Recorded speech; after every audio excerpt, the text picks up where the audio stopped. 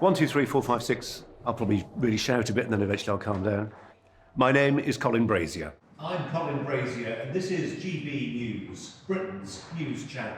I grew up in Yorkshire. I feel, looking back, that a lot of the stories that are not told in Yorkshire is one of the reasons I decided to join GB News. I'm Gloria De Piero. Well, the prospect of working with Gloria De Piero, who has been known once in a while to keep her voice down, is very refreshing. Right, I'll give you a proper answer now.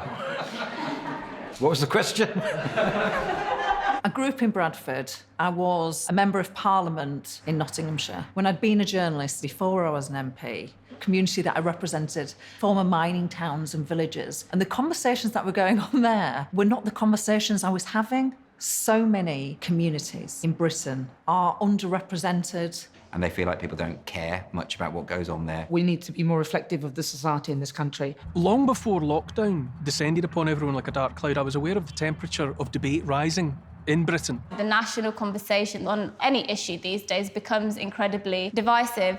And these are unprecedented times, so everybody is experiencing different things. The pandemic has disproportionately affected the most disadvantaged people. Those are the stories that really need to be heard, and GB News is really going to be a natural home for those people. We need to reach out and tell stories from all corners of our nation. We really will try and see things through the same eyes as those people who feel they haven't had a voice and they haven't been listened to for rather a long time. Simply about expressing light and dark, good and bad, and I want the opportunity to bring forward the shades of what it is to be British. It can be fun, positive, and it can give voice to some of those people who don't feel that their voices are being listened to right now. But there are other stories of people in communities doing great things. You don't have to delve very far. See the real good in Britain's communities as well. Where are they? We don't just want to hear the sad stuff. We won't flinch from reporting the bad news about Britain, but we'll also not flinch from reporting some of the good news about Britain. I think we hear this word community a lot. Somebody might say I'm from the black community, for example. But actually, I think my geographical community is really important. This PC thing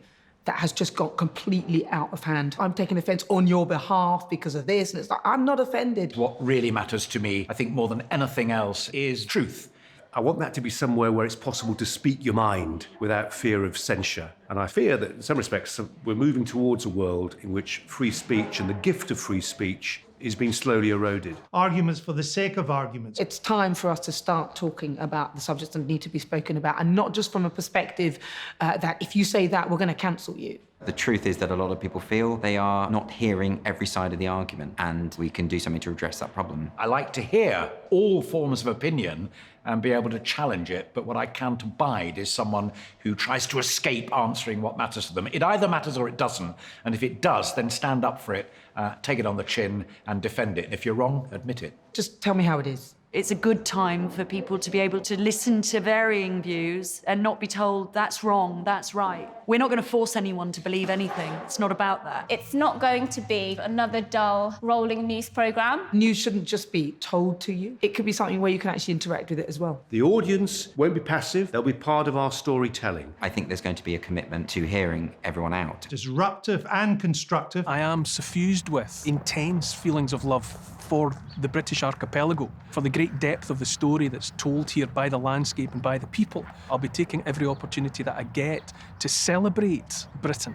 And that's not necessarily in a triumphalist way. And that's why I like the idea of a channel that represents the whole country. Filtered through a wealth of experience and authority. With a sense of humour. GB News promises to have that kind of reach and depth. There's going to be something for everybody, especially the breakfast show. No, I'm joking.